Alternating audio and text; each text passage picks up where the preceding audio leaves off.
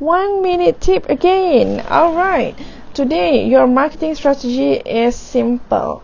Many of you have tuition centers, and your tuition centers are along or in the shop lot. Alright, remember, people who are around you are your potential customers, including your neighbors next door. Even though they are just a construction company, bear in mind that they are actually people inside the office. So they have children. If they do not come today, they may come some other days. Or even if they do not send their children there, they may pass the word or let others know that there is tuition center around their office area.